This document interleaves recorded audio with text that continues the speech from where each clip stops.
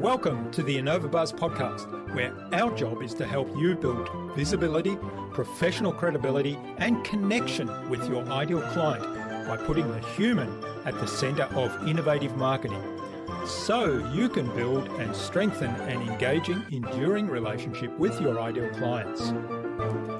I'm Jürgen Strauss from InnovaBuzz, and I'm honored that you're here with me. If you haven't joined our wonderful marketing transformation community yet, go to InnovaBuzz.co and collect your free gift as well. Do subscribe to the show and also leave a review because it helps others find us. Let's get into today's masterclass on this InnovaBuzz podcast.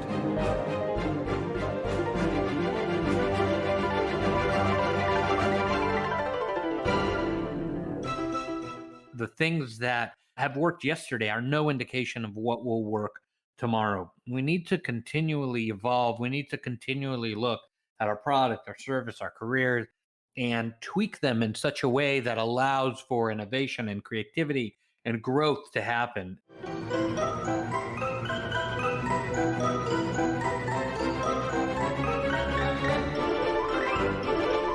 Welcome back. I hope your week's been fantastic so far. If you haven't listened yet to my recent conversations with nurse-turned-writer Janine Kelbach and Mark Devine of the Unbeatable Mind Academy, why not? Seriously, go check them out, but listen to today's conversation first. I'm really excited today to have on the InnovaBuzz podcast as my guest Nir Bashan, a world-renowned creativity expert. He's taught thousands of leaders and individuals around the globe how to harness the power of creativity to improve profitability, increase sales, improve customer service, and ultimately create more meaning in their work. Nir has spent the last 2 decades working on a formula to codify creativity. His book, The Creator Mindset, 92 Tools to Unlock the Secrets to Innovation, Growth and Sustainability, was released in 2020, and our discussion focused a lot around many of those tools. In our discussion today, Nir talked to me about the how of creativity and that everyone is born with unique creativity. We talked about why we should talk more about our failures. And Nir talked to me about the relationship between empathy and creativity and how they work together to build deep relationships and communication. Without further ado then, let's fly into the hive and get the buzz from Nir Bashan.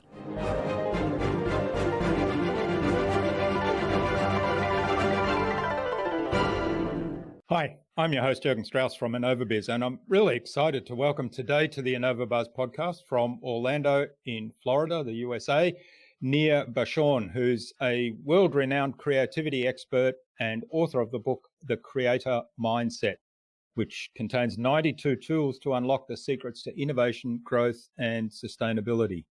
Welcome to the InnovaBuzz podcast, Nir. It's a great privilege to have you as my guest. Thank you, Jürgen. Now, I'm really keen to dig into this whole concept of creativity and the creator mindset, and I'm really enjoying reading your book. Before we get on to that, because I think there's a lot there to unpack, why did you write the book and why now? You know, I wrote the book because there's a lack of books in the marketplace right now that deal with the how of creativity. It's almost every book out there is about the why, and while the why is important, it's really not a manual that others can follow. And so I've been in business my whole life, and I wanted to write a book that would help business owners and even people in their careers practically become more creative, the how-to of innovation, the how-to of creativity. And that's why I set out to write this book. Like an entrepreneur, like many of your listeners, there is no book in the marketplace that does the how. It's all about the why. So I found the niche and I took it. Great. Now, as somebody, you talk a lot about left brain, right brain thinking and analytical thinking. As somebody who's pretty well a natural, deep ingrained analytical thinker, but at the same time, I think I'm creative too, because I'm a strong believer in the idea that creativity is a process, and you certainly talk a lot about that in the book. So explain that a little bit more to us.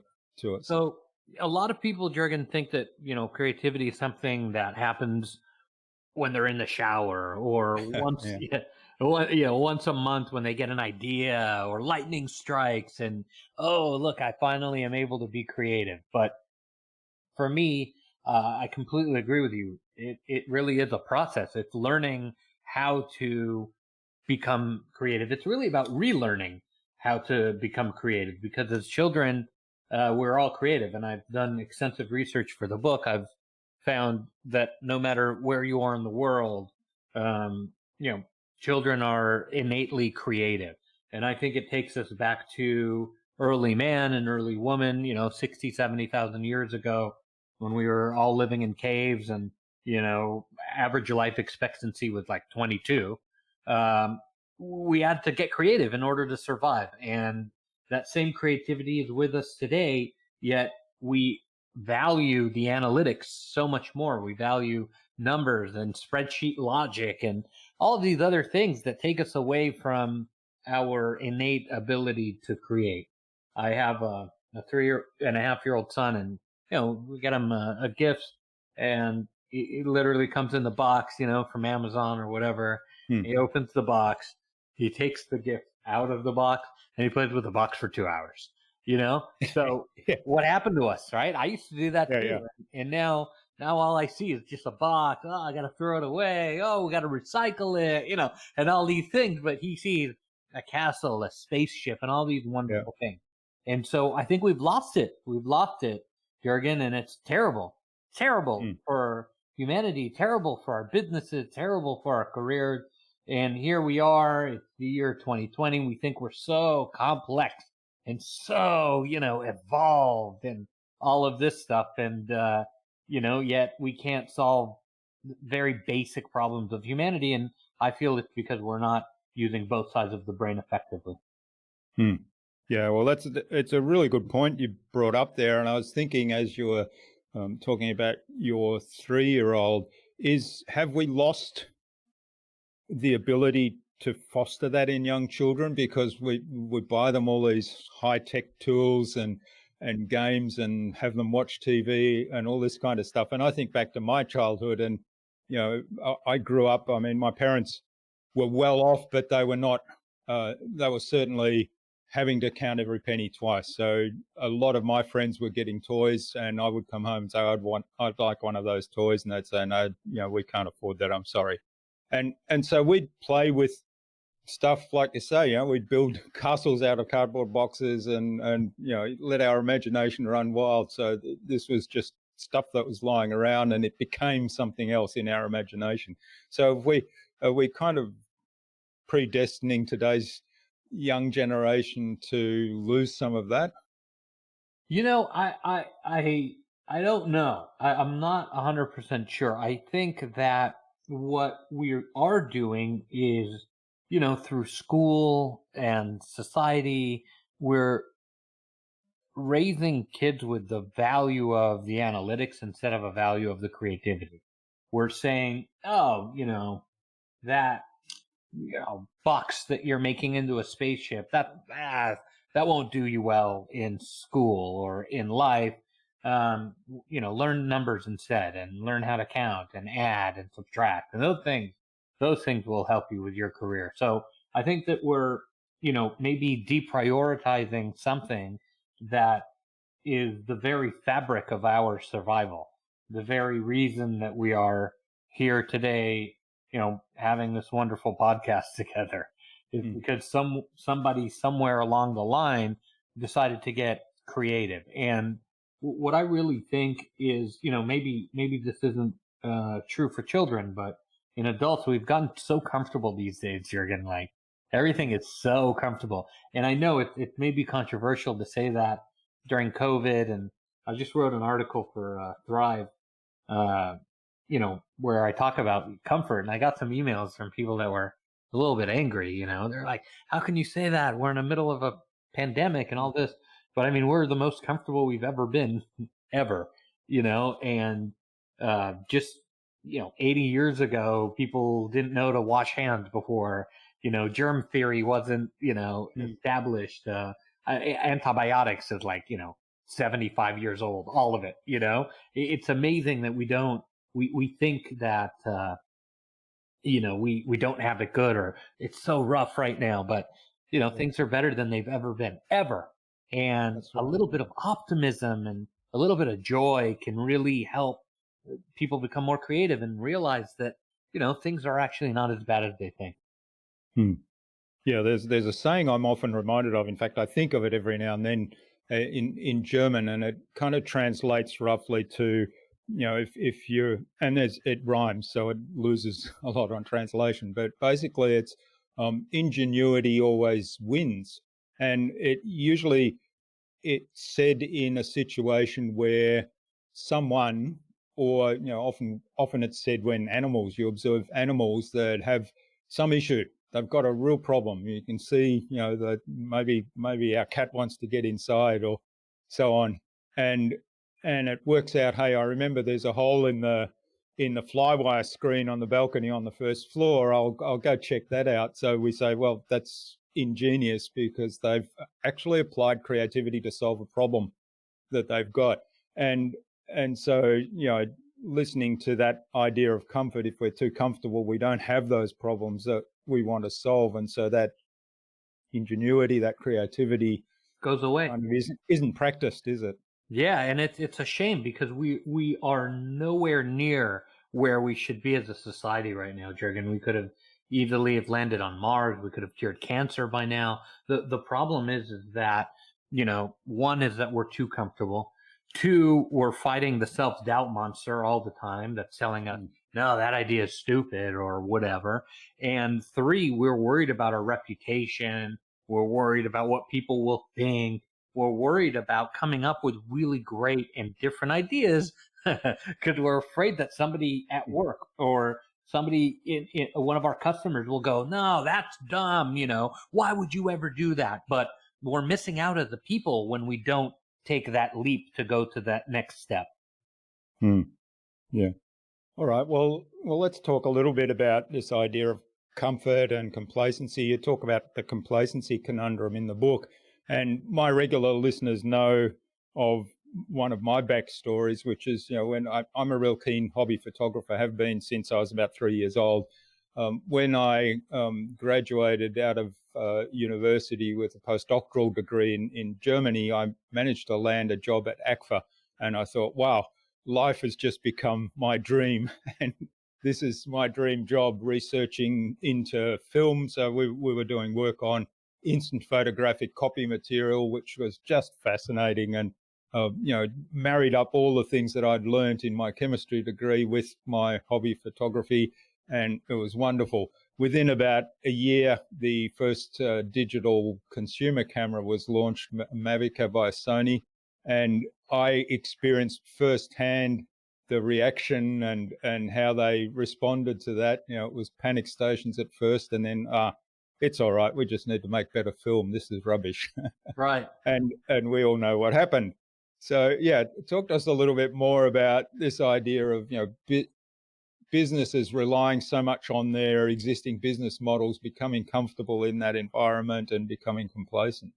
So I talk a lot about the band of time. Everything kind of exists in a certain band of time, and it is our job as business owners, even in our careers, to try to maximize that band of time as long as possible.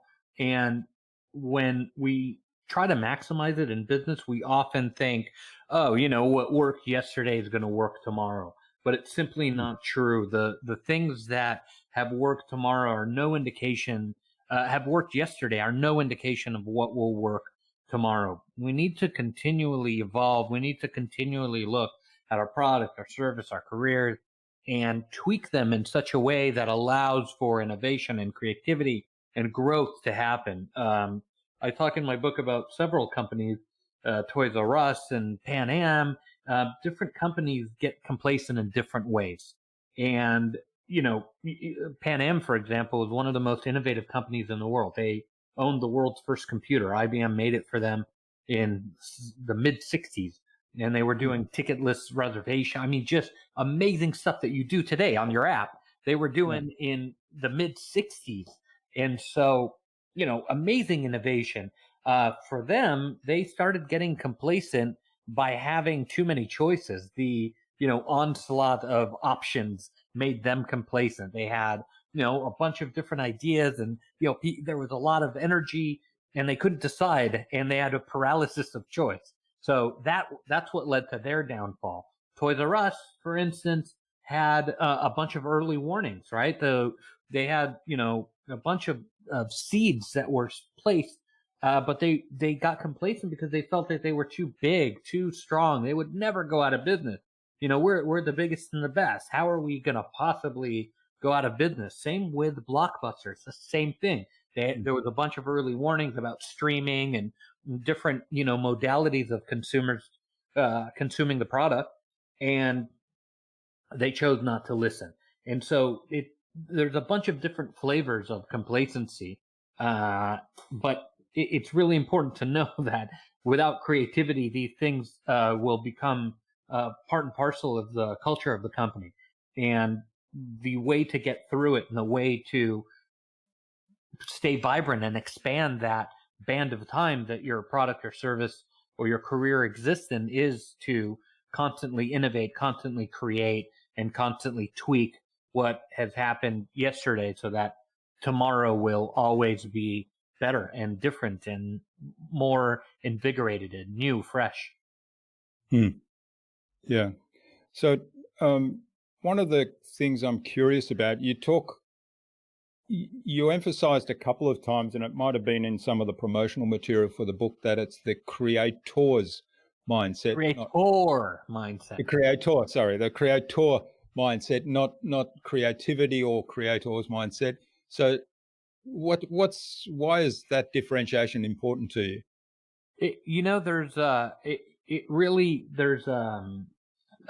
Somebody released a book because the book is doing very well. So they released another book called The Creative Mindset. And so this is the creator mindset. And I want to make sure that people know it's not, Nike with 2 E's or Coca-Cola with like 2 O's or something like that. So there's no deeper differentiation between a creator and creativity or creating. Yeah, not really. This is, the creative mindset is a very important, role. My particular brand of creativity is a how-to guide of helping people become creative with some tools. And that's the real differentiator. It's about empowering a person to go out and do it. And that's what I'm all about. I'm on a mission to make the world a better place through empowering people to become more creative. Now, you mentioned it's a how-to guide, and it contains 92 tools. And the interesting thing I found, I think it's on the cover of the book, is that it seems like it started off as 63 tools. Yeah. And then the 92 went over the top of that. Tell us more about that. Yeah, so that was an early count, if you will. And so we pulled out, we added some and we took some away, and the final number was 93. We probably took out, I don't know, probably another 50 of them. And I've got another 100 somewhere. There's all these tools. I think it's important to maybe take a minute to talk about, the fact that all these tools are free. I get, I consult with different businesses and I do workshops and keynotes, and people are always like, "Oh, Nir, this is going to be expensive, right? You're going to ask us to get a new piece of machinery or start a new department. That's, what you're going to tell us. And, budgets are really tight. It's COVID and this type of thing." And I say, no, it's really about a mind shift. It's a mindset change. It's not about spending a lot of money or buying a new piece of gear or something like that. Every tool is really free. It's about shifting a mentality of your brain and allowing yourself to think more in balance. We have too many people on one side or the other these days, and we need to get back to a center, a balanced center, so that we can think about problems better than we do today. All right. Well, I'll explore that in a moment. Now, you talk about the trinity of creativity, and I looked at that, and you've got a pyramid there, design or a diagram that explains that. But I'll get you to explain it a little bit more. To me, it was kind of like saying you're looking at this problem at this level. So let's go to a higher level and see a bigger picture, and let's go to a higher level still and see a bigger picture.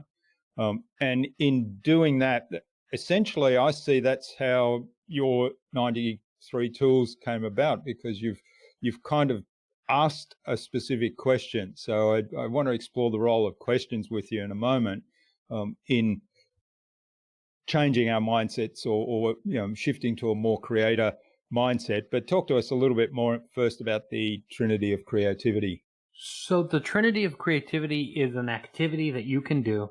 I've done it with one person in a boardroom. I've done it with a leadership team. I've done it with 1,500 people in a room. It is a technique that you can utilize to become more creative, no matter what you do, no matter what your career is or what your business, your product or service is. It's about taking the concept, which is the highest level idea, almost like the satellite view, the widest.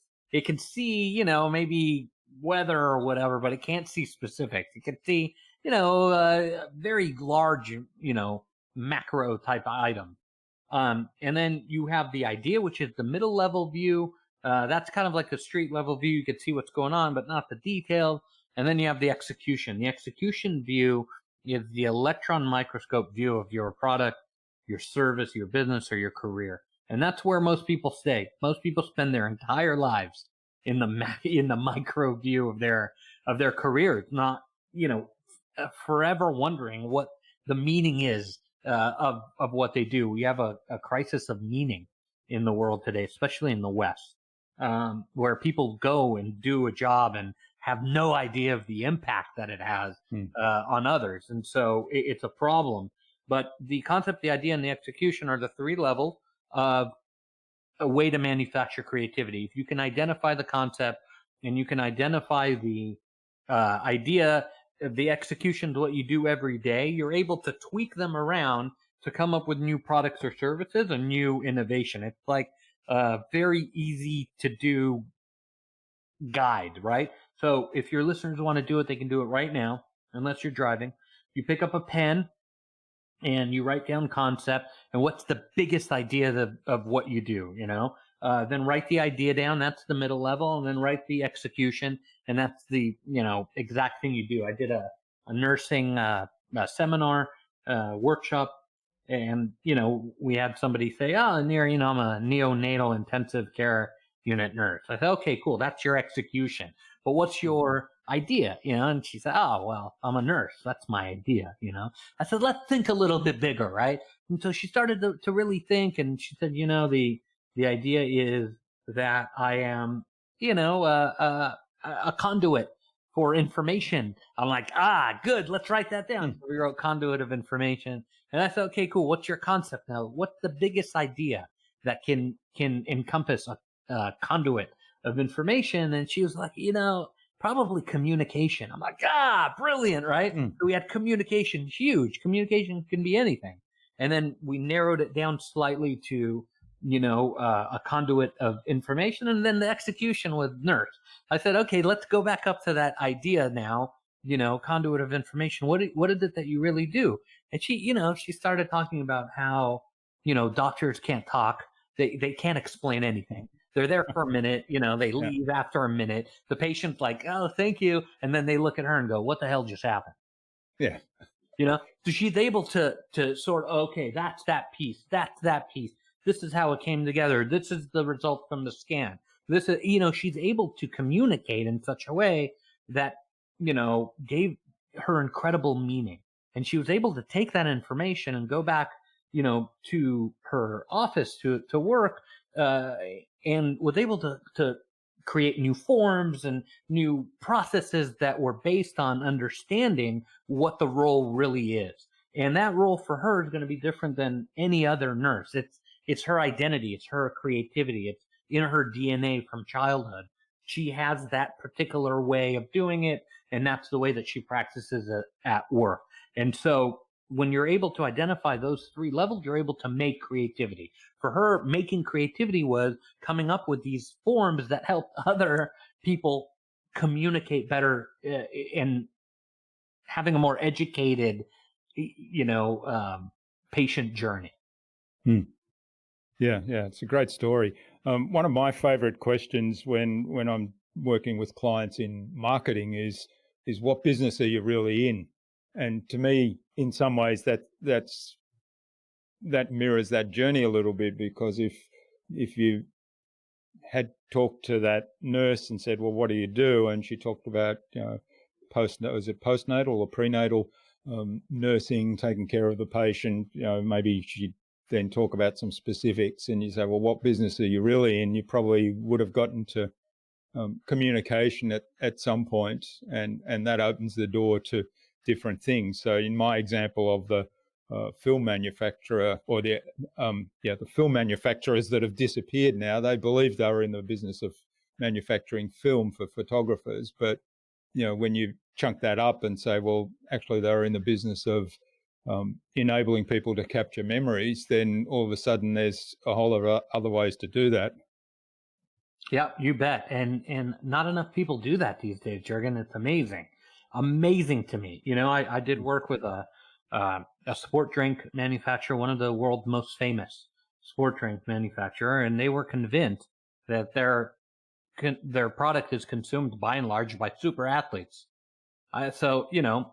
Again, I did some analytics. It's not about getting rid of analytics. It's about combining it. So I did the research. 0.3% of the earth is super athletes, something like that, or like 0.2. It's very low. I'm like, do you guys really think your product? They're like, yeah, Nir, they're buying everything.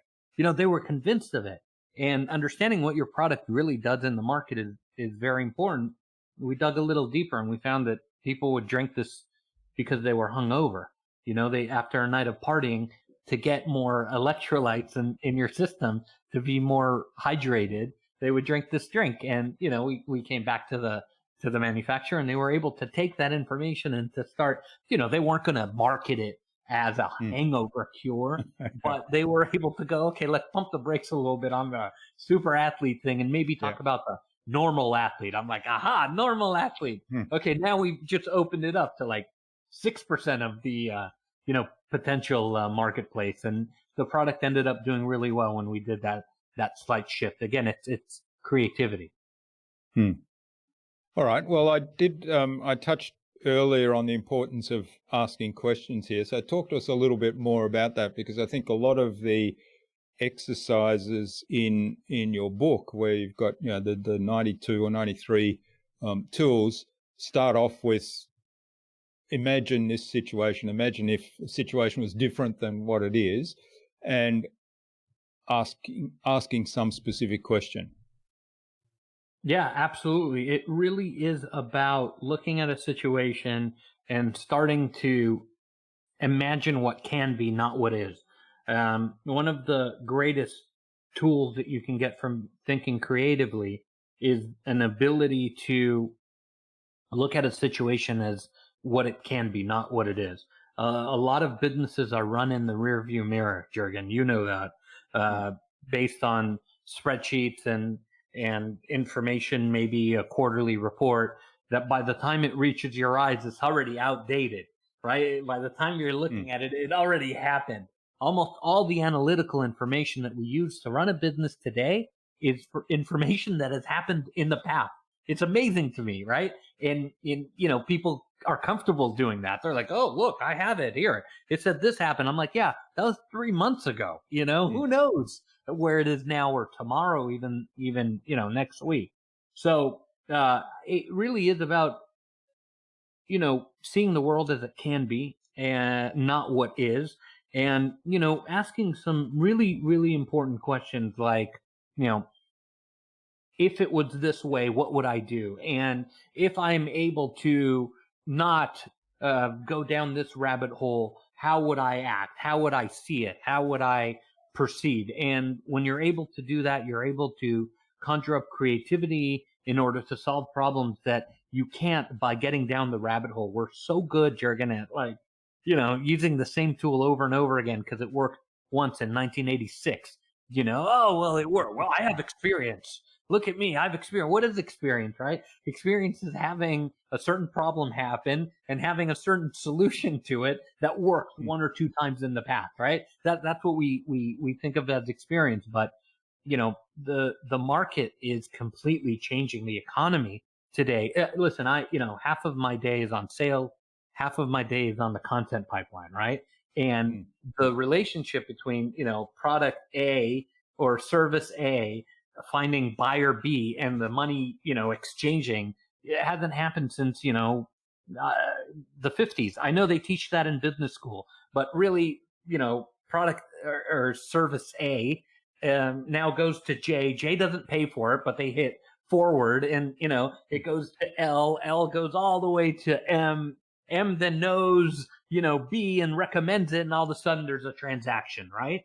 And so the world is not linear anymore. It's not the throughput of a product or service getting consumed by somebody. There's a lot of free things that I do, and I'm just, my business is an example, but almost every business on earth is the same. It's not about that transactional thing from 1950. It really is a different time, a different place.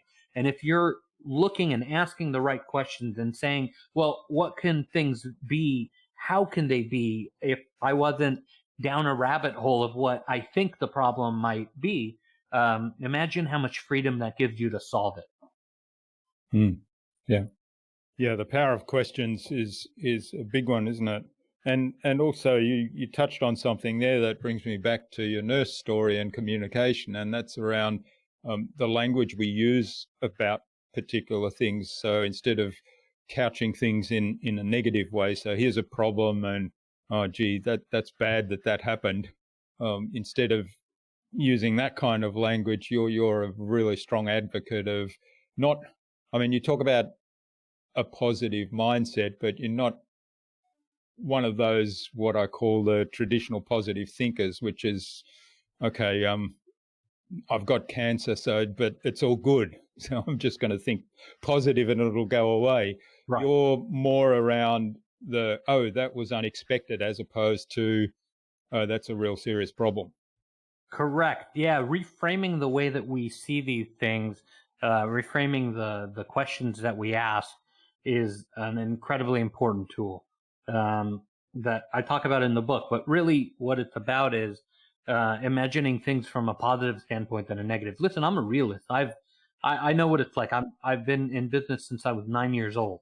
Some of them have done really well, and some of them have done really bad. So we don't talk about our failures enough in business today, and I think we need to start talking about them more and more because I think it'll help. I think it'll help people. It'll help an entrepreneurial new breed, the new class or whatever that's coming up. I think it'll help them. But basically, it really is about understanding that,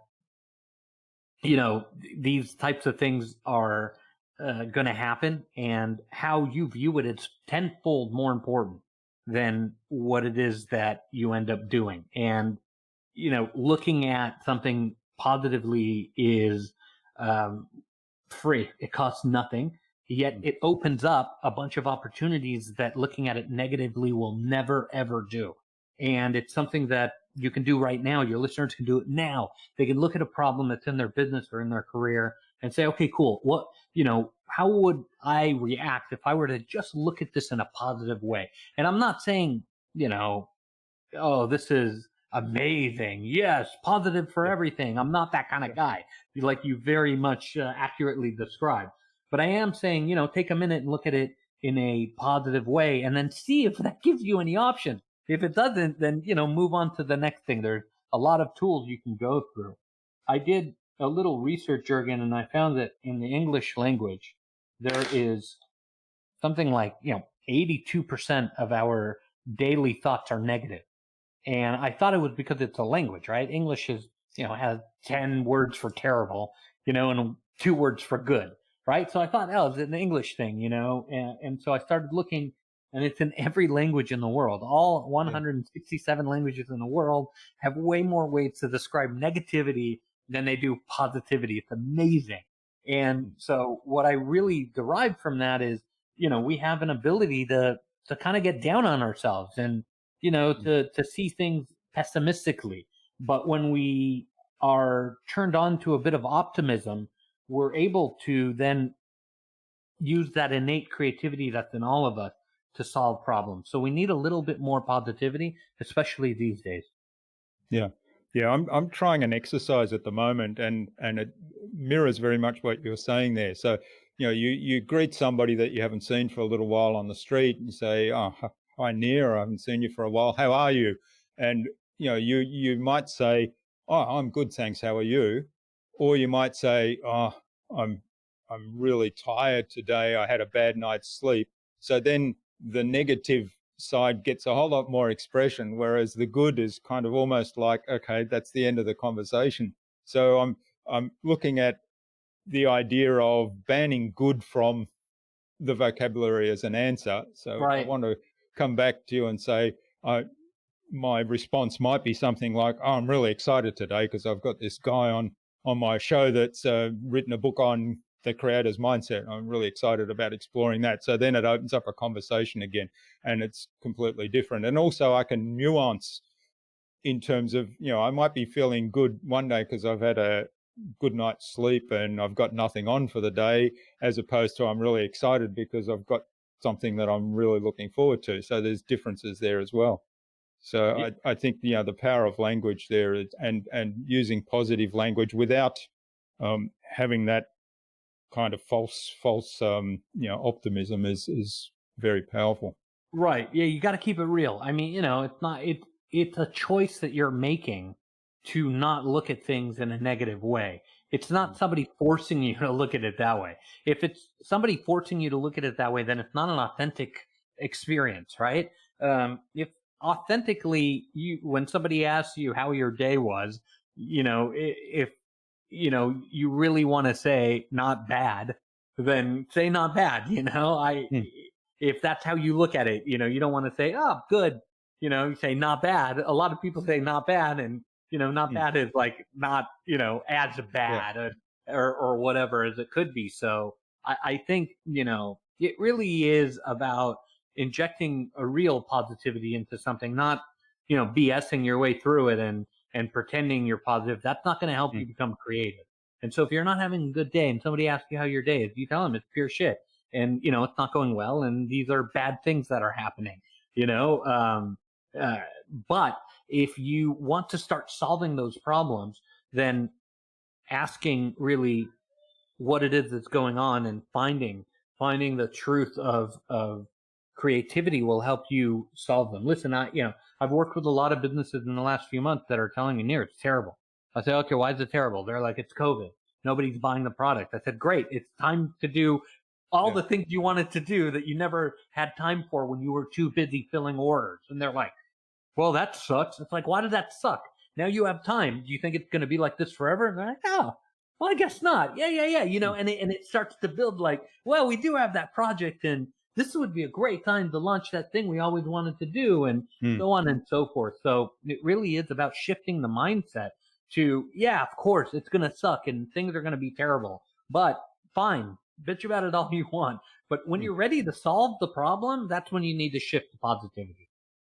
Yeah, and you touched on COVID there. I think COVID has highlighted that in huge ways for me. I mean, we've gone through lockdowns here, and I've listened to people complain about, oh, we can't go out and we can't see our friends and we can't, we can't visit customers and we can't do this for business, and businesses slowed right down.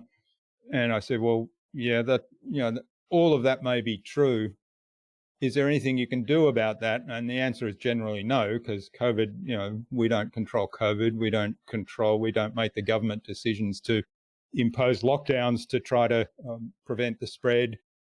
But we do control our reactions, and so your example is a really good one of, well, what can we do now that we've got time on our hands because we're not doing these other things, we can't do them. What can we do that's productive?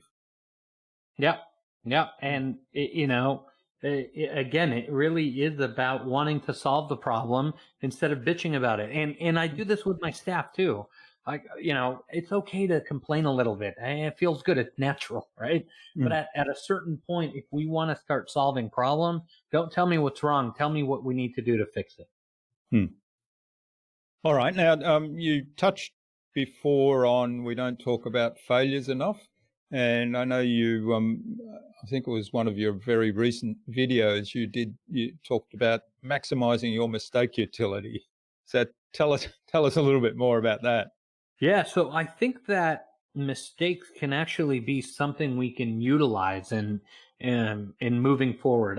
I only know that from my own experience and the experience that I've seen other people have that are really successful.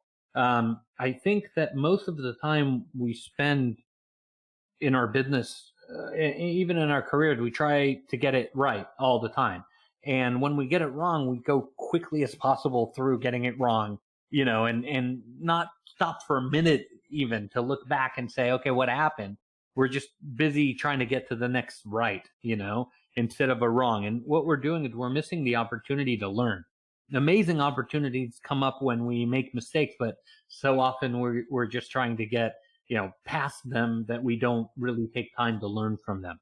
And so I talk about people like Ruth Wakefield, who in the 30s ran a bed and breakfast, which was unusual for a woman at the time, and the bed and breakfast was centered around her culinary skills. She was a chef and a baker, and she would make amazing things, and people would come stay there just because of the food, right? And so she's making food, and one night she runs out of some ingredient, and has a mistake, right? She should have ordered it. She knew there was guests coming. She saw it on the list, and she knew Tuesday to Saturday this family's going to be here, and I got to prepare, and she didn't.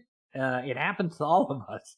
And so she made a mistake, didn't order the ingredients on time, was in the middle, chopped up she was baking something, chopped up a semi-sweet chocolate bar, threw it all together, made it kind of happen, got creative. And she ended up inventing the Toll House chocolate chip cookie.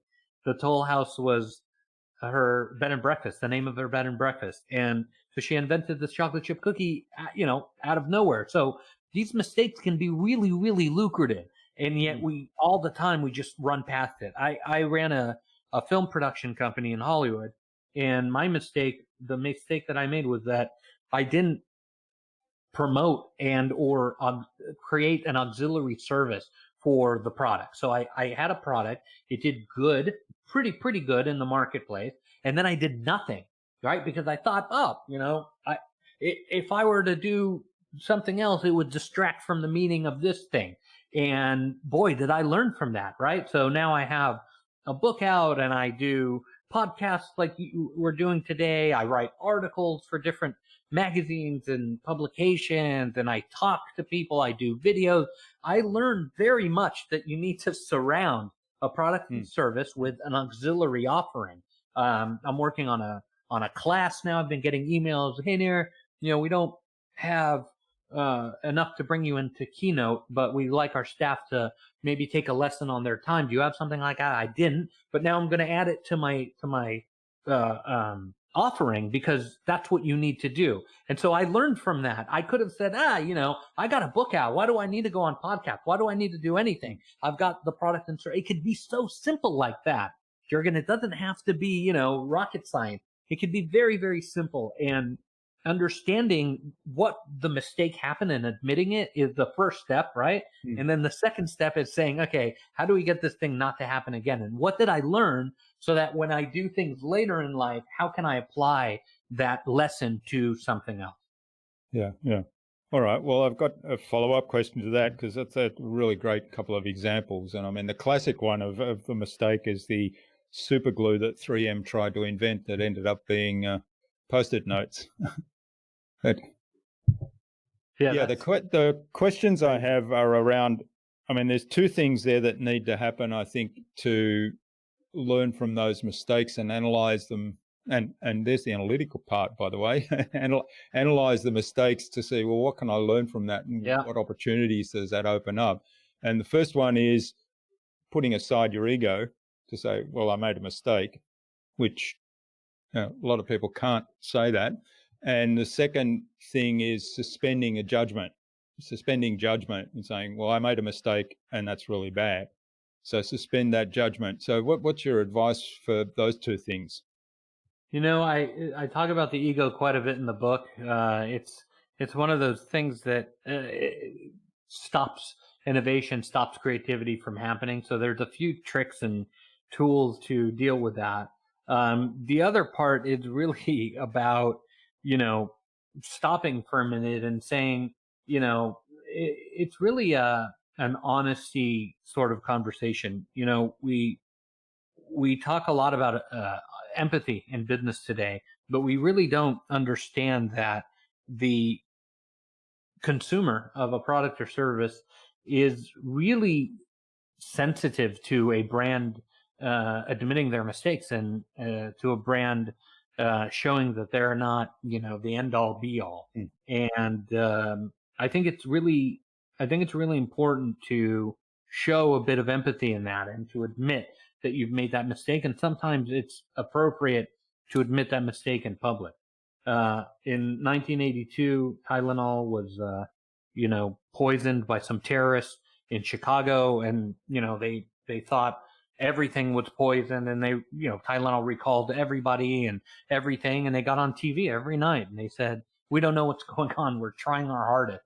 And when was the last time you saw a company, after some crisis happened, telling us, oh, we don't know what's going on, we're sorry, we're working on it? And what they did is they developed an empathy that people felt they were human. They were really trying to figure it out. They were on the same team as we are. Everybody trying to figure out what happened. So I think that admitting fault is a great creative tool to use, and saying, hey, I made a mistake and this is how I want to overcome it is very, very important. And it sort of comes together with your two steps about, how to take that mistake, recognize the ego, and then turn it around into something that's effective. So I really think that, it really ties into empathy quite a bit, and allowing yourself that vulnerability so that your clients or that your coworkers or whatever have a chance to empathize with you and go, you know what, I could have made that mistake too. Here's what we've learned. Let's move on. Yeah.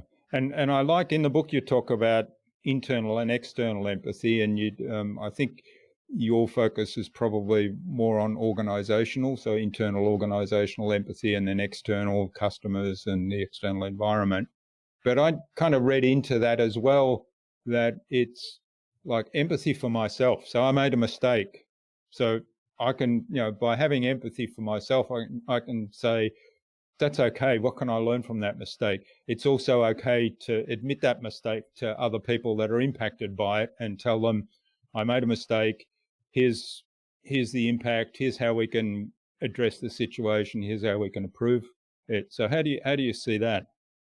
I see that as necessary. I see that as something that is a requirement, right? We have to talk more about getting it wrong. Every successful person I've ever talked to in business, when the lights go out and, you're at cocktails somewhere, or, a glass of wine after work, consistently talks about, oh man, I wish I would have done this different. I really made that mistake. This is what I should have done 10 years ago, so on and so forth. But those discussions need to come out of the back room, and they need to come into the foreground, because what ends up happening is, through that empathy, both external within the company and external to your customers, that sense of realism, that vulnerability, becomes honestly a market differentiator. It becomes something that you can make more money on. And so we need to embrace everything that can potentially make us more money and not say, oh, no, Nir, I don't want to go there. That's too touchy-feely or whatever. Well, if I were to tell you that the touchy-feely stuff just might, increase your profit from revenue somehow, wouldn't you want to go there? 9 out of 10 people say yes. So I think we need to start going there a little bit more. Yeah, and it comes back to what you were talking about earlier. It's all about building relationships because, as you said earlier, the transaction doesn't happen in a linear fashion. So you send a message to one person and they then buy the product or the book. That's not necessarily what happens. It starts a relationship, and that person has other relationships, and they may talk about the book or the product to other people with whom they have relationships. And at some point, there's a connection that's kind of around 10 corners. That's right. Yeah. And understanding that the relationship is one of the most important things that we have in business today, and finding a way to connect to people, especially now with COVID and everything that's going on, is paramount, and there's so many ways to do it. Some ways are old school, right? Some are picking up a phone or sending something in the mail. Imagine that, getting a letter from somebody. Yeah. It's amazing, right? And these old school things sometimes become new school because they aren't used anymore. So yeah, it really is about the relationship, understanding that there is no more linear relationship. Everything is tangential today. And I work with, I did a keynote for a huge mortgage company, and they're like, Nir, we have steady customers and stuff like that. We know who is going to consume it. I'm like, yeah, but you don't know who's talking about it in the background. You don't know what opportunity you're missing by even telling me that, right? You're already closing doors that could have been open if you just shifted your mindset to understand that what you say and do lives on in different tangential ways. And you telling me that already, I know that you're shutting down opportunities. And when you frame things in that way, Jürgen, 9 out of 10 people are going to pay attention because they go, I'm leaving money on the table. Cool. What should we do not to leave money on the table? And really it's about shifting the mentality and losing that ego and that sense of, I know where my customers are the same. They've been the same for 8 years. They've ordered our products, and okay, but what are they saying? Who are they talking to? What is going on that you can't see, touch, and feel? That's right. Yeah. Comes back to my story from earlier. So it's our customers are photographers that love film, and they were. And I was one of those people that was a late convert to digital photography. But the thing was, there were all these new customers that started taking photos when digital photography became mainstream. And now there's only very few. Well, film's kind of coming back because it's a little bit like what you said about getting a letter in the mail, but I don't think it's going to be a big market. Right. All right. Well, this has been absolutely fabulous, Nir. I think it's a good point now, though, to move on to the buzz, which is our innovation round. So we've been talking innovation, and a lot of these things we've covered already, but maybe you could give us a bit of a snapshot and overview of what we've talked about, or if we haven't talked about it already, just answer the question. So it's a series of 5 questions that hopefully your answers will inspire the listener to go and do something awesome today as a result. Good. So here we go. What's the number one thing anyone needs to do to be more innovative? I think we've discussed that at length. We discussed that at length. Here's another tool we've discussed like 6 of them. So we have 86 left or so. Yeah. I think maybe listening a little bit better. We're on a podcast. It's a little weird, but listening, just, resisting the urge to talk once in a while, and listening can yield amazing creative value. Yeah. And we touched on the power of questions. I think using questions together with listening rather than talking is a really good one. Okay. Now, what's the best thing you've done to develop new ideas? The best thing that I've done to develop new ideas was write all of this stuff in one book. Because it was in my mind for a long time. Yeah, and writing it down 93. Oh man, it's amazing. Yeah. Okay. Do you have a favorite resource you use most often? A favorite what? Resource. Resource. I Google a lot. I Yeah. use Google a lot, but I also really like books. I don't think that people use books in the library enough. I did extensive work in different libraries for my book, just because you can get stuff on there that you can't find on Google. Yes, and somebody said to me recently, and I love the metaphor. It was, if you could speak to a famous dead person, what would you give to do that? And then the response to the answer, the answer is usually positive. So the response is, well, just go to your library and get some books. Right. Yeah. It's amazing. Yeah. People think Google has everything. It does not. Yeah. It's not even close. And the knowledge that you can get from your corner library, or a university library, even better, is incredible. There's something about the printed word in a volume in a book that can solve amazing problems for you. All right. Now, what's the best way to keep a client on track? The best way to keep a client on track, that's going off the rails? Is that that kind of thing?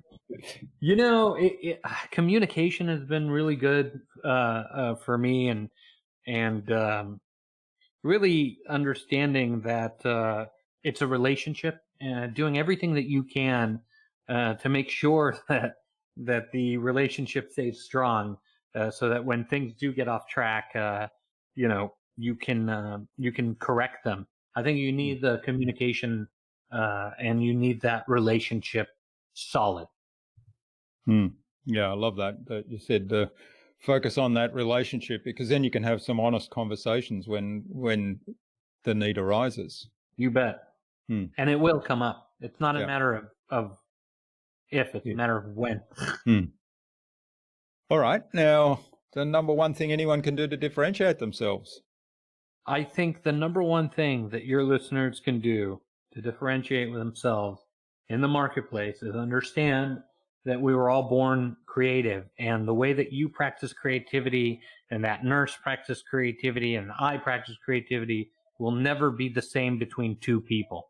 And your market differentiator, just like I did with I worked with a pizza company where where literally the market is flooded with the same products, right? And we worked on their market differentiator, which came from their identity, their creative identity. You will always be different if you are true to who you are as a creative person, as a creative business. Yeah, that's a really good point. And there's lots of great examples of that in the book, other examples, including that pizza one you mentioned. All right. Well, thanks, Nir. This has been really fabulous. Now, where can people find out more about you, reach out and say thank you, perhaps, and get a hold of the book, more importantly? Yeah, thanks, Jürgen. I'm easy to find. There's 3 Nir Bashans in the entire world. It's NIRBASHAN.com. The book's on Amazon, Barnes & Noble. If you're in the U.S., you can put on a mask, go to Barnes & Noble and get a copy. Around the world, it's on Amazon, on all the retailers. The book is available everywhere. So I'd love it if you got a copy, and shoot me an email. Let me know what you think. All of my information is on my website, and I'd love to hear from your listeners. Great. And we'll post the links in the show notes so people can click straight through. All right. Finally, then, who else should I get on this podcast and why? Emily Balcetis. She wrote a book called Clearer, Closer, Better. And I think it's a wonderful book, and she's a very, very smart thinker. So look her up. She's great. All right. Well, we'll reach out to Emily, maybe get an introduction from you, and then see if we can get her on the show as well. Yes, sir. No problem. Fantastic. Well, thanks so much, Nir, for sharing your insights and your wisdom so generously with us today. I've really enjoyed this, digging more into the book. It's always fascinating to speak to the book author after I've read, I haven't read it all, but I've read a large part of it, but just to dig more into those ideas. And I think it's a great way to enhance the book. So I'm looking forward to staying in touch, and all the best for the future and going forward. I sure appreciate it. Thank you for having me, Jürgen.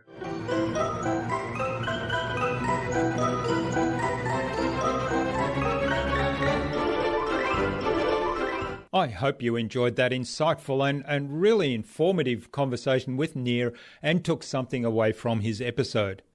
For me, there were so many gold nuggets in our conversation. Perhaps an unexpected one was the idea of maximising your mistake utility. Rethink the outcome of what went wrong in a way that actually serves you. I'd love to know what you took away from Nir's episode.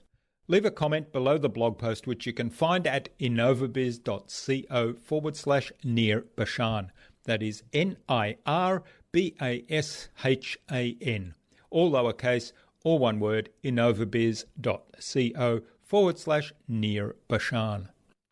You'll also find contact information there for getting in touch with Nir, as well as links to his website, to the Creator Mindset book, his social media pages, and all the other resources we spoke about in today's conversation. If you liked this conversation and this episode, please do share it with at least 2 other people that it might help. Maybe it'll spark their creativity. Tag me in that share, and as a special thank you, I'll reach out to you with a surprise. Nir suggested that we have a conversation with Emily Balcetis, author of Clearer, Closer, Better, How Successful People See the World, on a future InnovaBuzz podcast episode. So Emily, keep an eye on your inbox for an invitation from us to the InnovaBuzz podcast, courtesy of Nir Bashan.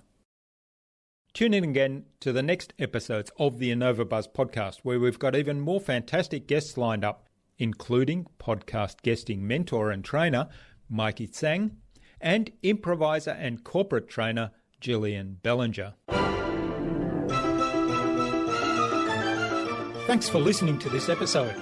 Make sure you subscribe to the show to be reminded of new episodes. It's free to subscribe. Leave a review if you like. Even if you don't like me, I'm okay with that. I'm asking you to leave a review because it helps other people find this show.